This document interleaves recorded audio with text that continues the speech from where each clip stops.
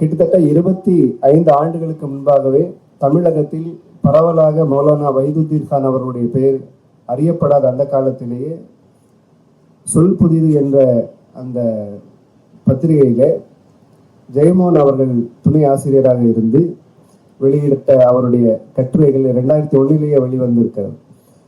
ஆக வைதுத்தீன் கான் என்ற பெயர் அவருக்கு அந்நியமான ஒரு பெயர் கிடையாது. நீண்ட நாட்களாக அவர் நன்காக அவரை அறிந்து வைத்திருக்கிறார். அது மட்டும் இல்லாமல் ஜெயமோகன் அவர்கள் 2022 தொடங்கிய முழுமை அறிவு எனும் இந்த கல்வி அமைப்பு மூலமாக பல்வேறு வகுப்புகள், சமயம் சார்ந்த, மொழி சார்ந்த, இலக்கியம் சார்ந்த பல்வேறு வகுப்புகளை தொடர்ந்து நடத்தி வருகிறார். அதிலே பைபிள் வகுப்புகள் நடைபெற்றன, இஸ்லாமிய மெய்யியல் வகுப்புகள் நடந்து வருகிறது. உருது மொழி பற்றி நான் சொன்னேன். உருது மொழி இலக்கிய வரலாற்று அறிமுக வகுப்பும் அவர் நடத்தியிருக்கிறார். இப்படி பார்க்கும் பொழுது இந்த நிகழ்ச்சிக்கும் அவருக்கும் மிக நெருங்கிய ஒரு தொடர்பு இருக்கிறது. ஜெயமோகன் அவர்கள் எப்பொழுதுமே எனக்கு ஒரு ஆச்சரியக்குரியதார். எப்பொழுதுமே அவரால் எப்படி இவ்வளவு சுறுசுறுப்பாக இருக்க முடிகிறது என்பது என்னை வியப்புக்குள் ஆழ்த்தக்கூடிய ஒரு விஷயம் தான். அவரை மிக நெருக்கமாக நெருங்கி இருந்து பார்த்திருக்கிறேன். அவரை போலவே சுறுசுறுப்பாக இருக்க வேண்டும் என்று நினைத்திருக்கிறேன். ஒரு பணி என்று வரும் பொழுது அதில் எப்படி நாம் இயங்க வேண்டும், எப்படி நேரத்தை வகுத்து இயங்க வேண்டும் என்பதை அவர் மூலமாக நான் நிறைய கற்றுக்கொண்டிருக்கிறேன். அவர் இந்த நிகழ்ச்சிக்கு வந்து இதை வெளியிட்டதில் எங்களுக்கு மற்றற்ற மகிழ்ச்சி. அவரை சிறப்புரையாற்ற அன்போடு அழைக்கிறேன். பெருமைக்குரிய மார்க்க அறிஞர்கள் கூடியிருக்கும் இந்த அவையிலே ஓரிரு சொற்கள் சொல்லலாம் என்று நினைக்கிறேன். பொதுவாக என்னுடைய உரைகள் எல்லாமே ஒரு வகையான தனிப்பட்ட உரையாடல்களாக அமைவதுதான் வழக்கம். நண்பர்களே, 1986 வாக்கிலே என்னுடைய பெற்றோருடைய தற்கொலைக்கு பிறகு கடுமையான உள சிக்கலுக்கும் உளச்சோருக்கும் ஆளாகி காற்றில் பறக்கும் ஒரு சருகு போல சுழன்று கொண்டிருந்த ஒரு காலகட்டத்திலே மிகுந்த தற்செயலாக எனக்கு அஜ்மீர் தர்காவுடன் ஒரு உறவு ஏற்பட்டது. இன்று வரைக்கும் என்னை வழிநடத்தக்கூடிய ஒரு ஒளியாக அது இருந்து வருகிறது. நண்பர்கள் அனைவருக்கும் தெரியும், என்னை தெரிந்த அனைவருக்குமே தெரியும். 25 ஆண்டுகளாக அதை பற்றி நிறையவே எழுதியிருக்கிறேன். பலமுறை அங்கு செல்வது உண்டு. அங்குள்ள எல்லா சடங்குகளையும் முறையாக செய்து வரக்கூடியவர் நான். என்னுடைய குடும்பமே அந்த வழியில் நெடுந்தூரம் சென்றுள்ளது. என்னுடைய மகன் இங்கே இருக்கிறார். என்னுடைய மகன் அஜிதன் அஜ்மீர் தர்காவை மையமாக கொண்டு தமிழின் முதல் இஸ்லாமிக் நாவல் என்று கொள்ளும் நதீம் அவர்கள் சொன்ன அல் கிசா என்ற ஒரு நாவலை அவன் எழுதியிருக்கிறார். 1999 என்னுடைய நெருங்கிய நண்பர் ஒருவர் என்னுடைய நூல்களை பற்றி என்னோட உரையாடும் போது அன்றைய இஸ்லாமிய போக்குகள் சிலவற்றை எனக்கு அறிமுகம் செய்தார். அப்போது என்னுடைய இந்த நம்பிக்கை அல்லது என்னுடைய இந்த வழி மிக கடுமையாக அவரால் நிராகரிக்கப்பட்டது. அது எனக்கு பெரிய உளச்சோரை உருவாக்கியது. நான் என்னை இஸ்லாம் ஏன் என்று உணர்வதில்லை. ஆனால் எனக்கு அங்கிருந்து கிடைப்பதற்கு ஒரு குரல் இருக்கிறது, ஒரு வழி இருக்கிறது, எனக்கு ஒரு இடம் இருக்கிறது. அது நிராகரிக்கப்படும் போது ஒரு பெரு சோர்வு நான் இருந்தது. அந்த காலகட்டத்தில் தான் சொல் புதிது ஆசிரியர் சதகத்துல்லா ஹசனி அவர்கள் எனக்கு அறிமுகமாகிறார். நானும் என்னுடைய மனைவி என்னுடைய நண்பருடன் இணைந்து சொல் புதிது என்ற ஒரு இதழை நடத்தி கொண்டிருந்தோம். அந்த இதழில் ஒரு கட்டத்தில் சதகத்துல்லா ஹசனி அவர்கள் சேர்ந்து கொண்டு அவர் அதுக்கு ஆசிரியர் பொறுப்பை ஏற்றார். அப்போது அவருடனான உரையாடலில் நான் இந்த விஷயத்தை அவர்கிட்ட சொன்னேன். இந்த வகையான ஒரு நிராகரிப்பு தொனி இன்று உருவாகி வருகிறது. இதை பற்றி நீங்க என்ன நினைக்கிறீங்க? அல்ல, அது ஒரு குரல் தான், அது இஸ்லாமிய குரல் அல்ல. நீங்க மௌலானா வைதுத்தீன் கான் அவர்களை படிக்கணும். அவருடைய குரல் தான் இஸ்லாமுடைய குரல், இன்றைய இஸ்லாமிய குரல் என்று சொன்னார். அப்படிதான் இந்த ஆளுமை, இந்த பேராசான் எனக்கு அறிமுகமாகிறார். நண்பர்களே, தமிழில் ஒரு பொது பத்திரிகையில் பாதிதுக்கான அவருடைய முதல் கட்டுரை வெளியானது 2001 நாங்கள் நடத்திய சொல் புதிதில் தான். அதன் பிறகு தொடர்ந்து வேறு சில கட்டுரைகளை வெளியிட்டிருக்கிறோம். அதன் பிறகு சொல்வது நின்று போய்விட்டது. மௌலானா அவர்கள் இப்போது என்னுடைய தொடர்பில் தான் இருக்கிறார். அதன் பிறகு நான் நீண்ட தொலைவு இங்கு வந்து சேர்ந்திருக்கிறேன். இந்த 2002க்கு பிறகு முழுமை அறிவு என்ற பெயரில் ஒரு அறிவியக்கம் ஒன்றை தொடங்கி அதன் வழியாக எல்லா மதம் சார்ந்த கருத்துக்களையும் கற்பிக்கக்கூடிய வகுப்புகளை நடத்தி வருகிறோம். இதில் எல்லா மாணவர்களும் அமர்ந்து கற்கக்கூடியவர்கள். அதில் இஸ்லாமிய சூஃபி வகுப்புகளை நிஷா மன்சூர் அவர்களும், உருது மற்றும் சூஃபி மரபை காதிரி அவர்களும் நடத்தி வருகிறார்கள். பெரும்பாலும் இந்து கிறிஸ்தவ மாணவர்கள் அடங்கிய அவையில் இந்த வகுப்புகள் நடந்து வருகின்றன. ஒரு வகையிலே 2001 சதகத்துல் ஆசிரியரிடமிருந்து எனக்கு கிடைத்த வகுப்புக்கான அவருடைய செய்தி தான் இப்போது ஒரு செயலாக மாறி இருக்கிறது என்று சொல்லலாம். நண்பர்களே, இந்த நூல், இந்த குர்ஆன் விரிவுரை நான் இன்னும் படிக்கவில்லை. இன்றுதான் வெளியாகிறது. இது எனக்கு பிரியத்திற்கு ஒரு நூலாக இருக்கும் என்று நான் நினைக்கிறேன். இந்த நூலுடைய செய்தியை வெவ்வேறு கற்றல் வழியாக மௌலானா அவர்கள் தொடர்ந்து எழுதி வந்திருக்கிறார். குறிப்பாக ஆங்கிலம் படிக்கக்கூடியவர்கள் அவருடைய கட்டுரைகள் நிறைய பார்த்திருக்கிறார். அவரே ஆங்கிலத்தில் நிறைய எழுதக்கூடியவர். அவருடைய உருது அளவிற்கே அவருடைய ஆங்கிலமும் தனித்தன்மை கொண்டது. ஸ்டைலைஸ்ட் சொல்லுவாங்க, ஒரு அழகிய நடை கொண்டது. வெறும் நடை அழகுக்காக அவரை படிக்கக்கூடிய வாசகர்கள் நிறைய பேர் உண்டு. ஆங்கில இதழில் அவருடைய நிறைய வாசகர்கள் உண்டு. அவரை நான் படிக்கும்போது இந்த மேடையில், இது ஒரு விரிவுரை அல்ல, ஒரு சுருக்கமான அறிமுறை தான். இந்த மேடையில ஒரு வார்த்தையோடு அவர் என்னை தொடர்பு கொண்டார். பெரும்பாலும் அவருடைய கட்டுரைகள் அனைத்திலையுமே திரும்ப திரும்ப வரக்கூடிய வரி என்பது பீஸ் என்பது. பீஸ் என்பது. அப்போ ஒரு கட்டுரையிட ஒரு வரி நான் அதை கோட் பண்ணியிருக்கிறேன். நீதி என்பது அமைதி என்பதாக விளையாவிட்டால் அது நீதி அல்ல. நீதி அமைதியை கொண்டு வரவில்லை என்றால் அது அநீதிதான், நீதி அல்ல. இந்த வரி என்னை நெடுங்காலம் கொந்தளிக்க வைத்த ஒரு வரி. நான் பின்தொடர் நிழலின் குரல் என்ற ஒரு நாவல் எழுதியிருக்கிறேன். சோவியத் ரஷ்யாவில் நிகழ்ந்த கம்யூனிச சோதனைகளை பற்றிய ஒரு பெரிய நாவல். அந்த நாவல் எழுதும்போது இந்த வரி என் கூடவே இருந்தது. மொத்த விளைவாக அமைதி அறுவடை செய்யப்படாவிட்டால் விதைக்கப்பட்டது நீதி அல்ல.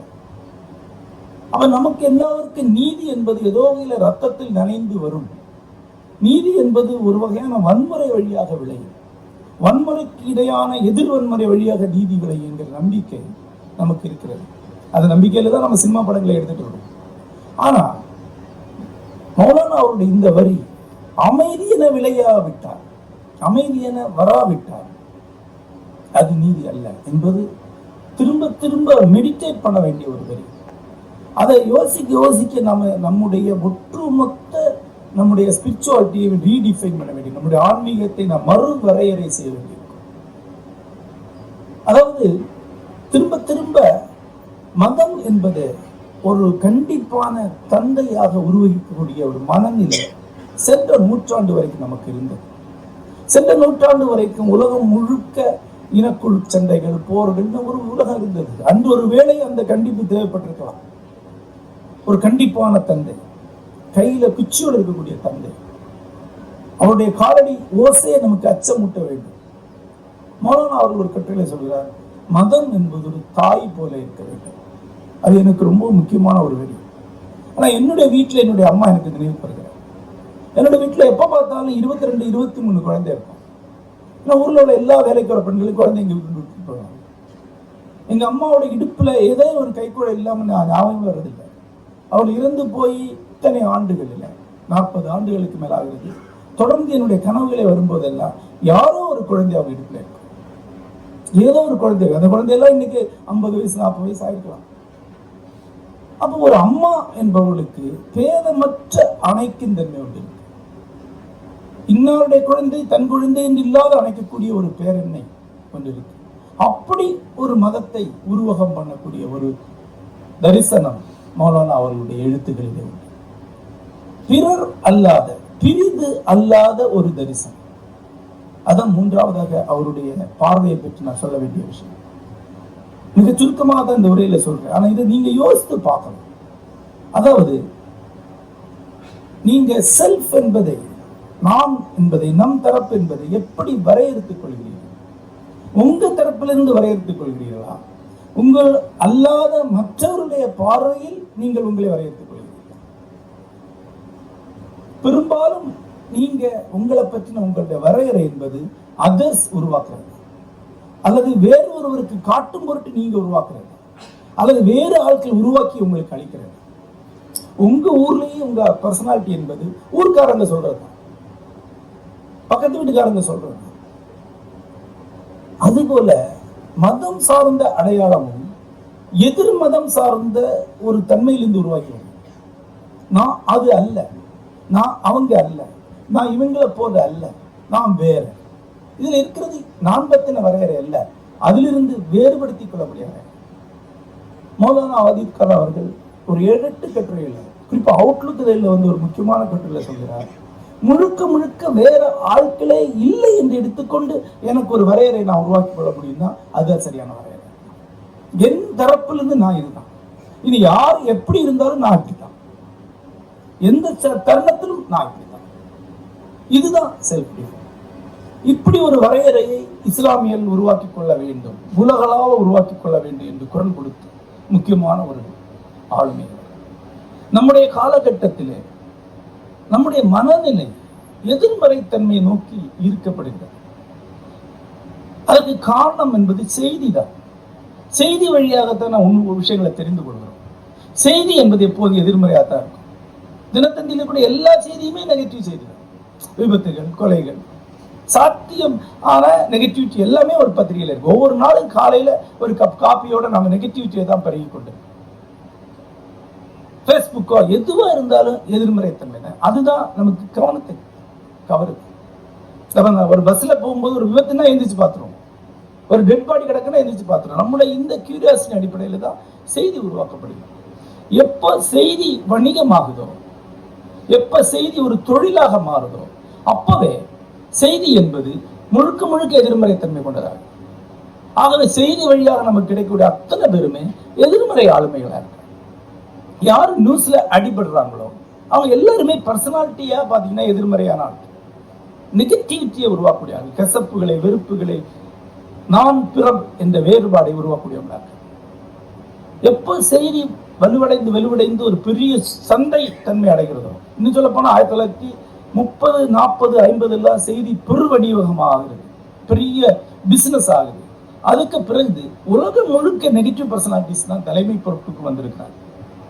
அந்த மாதிரியான சூழல்ல மௌலானா ஆதித் கான் என்ற ஒருவர் செய்திகள் வழியாக நமக்கு வர்றதுக்கு வாய்ப்பே கிடையாது. அவரை பற்றி தினத்தந்தியிலோ ஹிந்துலோ ஒரு நியூஸ் வர்றதுக்கு வாய்ப்பே கிடையாது. அவர் எங்காவது போய் ஏதாவது அதிரடியா பண்ணாலும் வழியா செய்திக்கு செய்தி மதிப்பு கிடையாது. இல்லை, அவரோட ஒரு கட்டுரை யாராவது போடுவாங்களா, அவரை பத்தி ஒரு செய்தியை போடுவாங்களா? அப்போ இந்த மாதிரியான பாசிட்டிவ் பர்சனாலிட்டிஸை நாம தேடி போய் கண்டடைய வேண்டியது. நம்முடைய காலகட்டம் முழுக்க எதிர்மறை குரலில் பேசக்கூடியவங்களை நம்ம பார்த்துக்கிட்டே இருக்கும். நம்முடைய இந்த நெகட்டிவிட்டி வேணுமா இல்ல அந்த நெகட்டிவிட்டி வேணுமாங்கிற சாய்ஸ் தான் கொடுக்கப்படுது.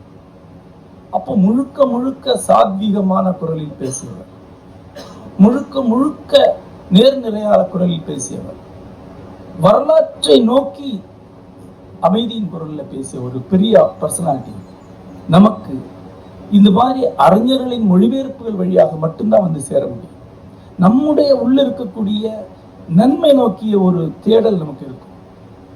இயல்பாக தீமை நோக்கிய, எதிர்மறைத்தன்மை நோக்கிய ஒரு பரபரப்பு நமக்கு இருந்தால் அதுக்கு அடியில நன்மை நோக்கிய ஒரு தேடல் நமக்கு இருக்கும். அதை கொண்டு நாம் சென்றடைய வேண்டிய ஒரு புள்ளி என்று ஆதித் கான் போன்றவர்களை சொல்ல வேண்டும். அவர்களை நோக்கி நம் அனைவரையும் வழிநடத்தக்கூடிய பொறுப்பு இந்த மாதிரியான மொழிபெயர்ப்புகளுக்கு உண்டு நான் நினைக்கிறேன். நண்பர் காதிரி அவர்கள் இந்த விழாவுக்கு அழைத்த போது இந்த உரையை ஆற்றுவதற்கான என்னுடைய தகுதியாக நான் நினைத்தது இது ஒன்றுதான். அவரிடமிருந்து ஒரு சிறு துளியேனும் இந்த நம்பிக்கையை நேர்நிலைத்தன்மையை பிடிவாதமாக கடைசி வரைக்கும் முன்வைத்து விடலாம் என்கிற ஒரு உறுதிப்பாடை பெற்றுக் கொண்டிருக்கிறார். அதன் பொருட்டு அவருக்கு உலகம் முழுக்க இருக்கக்கூடிய லட்சக்கணக்கான மாணவர்களில் ஒரு கடைநிலையை சேர்ந்த ஒரு மாணவன் என்று நான் என்னை சொல்லிக்கொள்ள முடியும். ஆகவேதான் இந்த உரை அவர் பொருட்டு ஆற்றுவது எனக்கு மிகுந்த மகிழ்ச்சி அளிக்கிறது. பெருமதிப்புக்குரிய சையத் ரஃபீக் பாஷா அவர்கள் இந்த நூலை மொழியாக்கம் செய்திருக்கிறார்.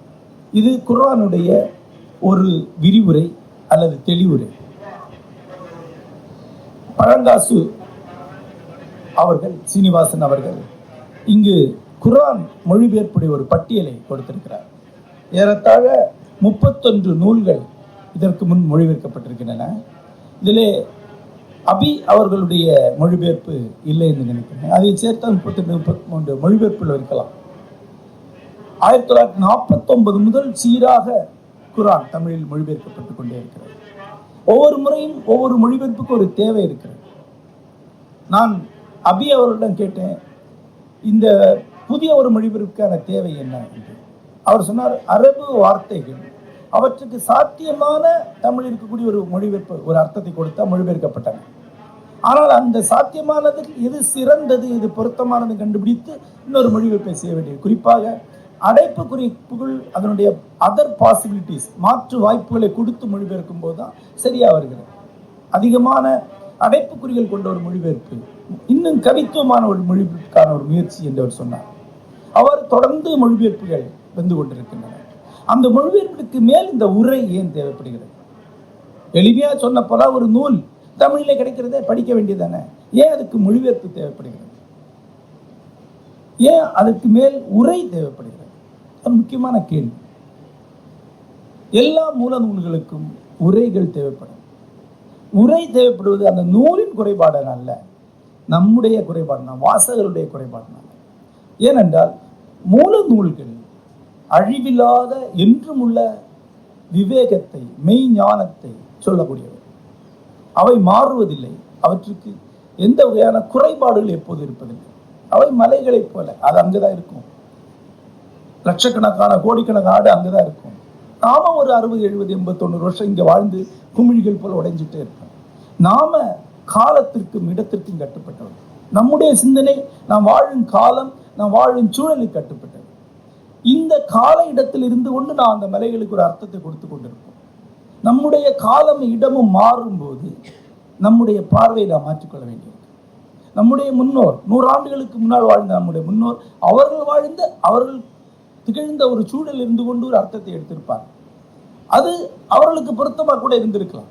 ஆனால் நாம வேற இடத்துல இருக்கோம். நாம் எளிய மனிதர்கள், நம் காலத்திற்கும் இடத்துக்கு கட்டுப்பட்டார்கள். ஸ்தலகால பரிணாமம் என்று சம்ஸ்கிருதத்திலே சொல்வார்கள். அது கொண்டவர்கள். அந்த ஸ்தலகால பரிணாமத்திற்கு ஏற்ப ஒரு நூலை மறுபடியும் பெற்றுக்கொள்வதற்காகத்தான் விரிவுரைகள், உரைகள் தேவைப்படுகின்றன. நண்பர்களே, ஃபூகோ பெண்டுலம் என்று ஒன்று உண்டு. அது ஃபூகோ என்கிற ஒரு பெரிய அறிவியல் அறிஞர் கண்டுபிடித்தது. ஒரு பெரிய ஊசல். ஆஸ்திரேலியாவில் ஒரு அருங்காட்சியகத்தில் ஏறத்தாழ 300 அடி நீளமுள்ள அந்த ஊசல் இருக்குது. கண்ணால பார்க்கணும். அவ்வளவு பெருசா இருந்தது. அதனுடைய விந்தையை நீங்க கண்ணால பார்க்க முடியும். அது ஒரு புள்ளியில் இருந்து தொங்க விடப்பட்ட ஒரு குண்டு தான். அது ஆட்ட விடப்பட்டு ஆடிக்கிட்டே இருக்கு. அவ்வளவுதான். ஆனா தரை கீழே ஒரு வட்டம் வரையப்பட்டிருக்கும். அதுல நுணுக்கமான பாகைகள் இருக்கும். நீங்க பார்த்துட்டே இருந்தீங்கன்னா அந்த குண்டு ஆடிட்டே இருக்கும். கொஞ்சம் கொஞ்சமா அந்த ஆடுற கோணம் மாறுறது தெரியும். கொஞ்ச நேரத்துக்கு பிறகு இப்படி ஆடிட்டு இருந்தது, இப்படி ஆடி இருக்கும். அப்புறம் இப்படி ஆகும், அப்புறம் இப்படி ஆகும். முழு வட்டமும் சுற்றி அந்த குண்டு மாறும். அறிவியல் படி அந்த குண்டு மாறவே இல்லை. அந்த குண்டு அதே மாதிரி தான் ஆடிட்டு இருக்கு. பூமி தான் சுத்திக்கிட்டு இருக்கு. பூமி சுற்றுவதை கண்ணால் பார்ப்பதற்கான ஒரு வாய்ப்பாக, நிரூபிப்பதற்கான வாய்ப்பாக ஃபூகோ உருவாக்குறது அந்த பெண்டுலம். மூல நூல்கள் அந்த பெண்டுலத்தை போல அவை இன்றைக்கு அப்படியே தான் இருக்கும். பூமி சுற்றி கொண்டிருக்கிறது. நாம் பூமியோடு கட்டப்பட்டிருக்கோம். புதிய வாழ்க்கை, புதிய சூழல் வந்திருக்கிறது. அதற்கேற்ப இன்றைக்கு தேவையான ஒரு தரிசனத்தை முன்வைத்து குர்ஆனை பார்க்கக்கூடிய ஒரு பார்வை. மலை அங்குதான் இருக்கிறது. நின்றிருந்த இடத்தை சற்றே மாற்றி வேறொரு பார்வையை நமக்கு அளிக்கிறார் மௌலானா வாதித் கான் அவர்கள். அந்த பேராசானின் நினைவை வணங்கி இந்த தருணத்தில் உரையை நிறைவு செய்கிறேன். வணக்கம்.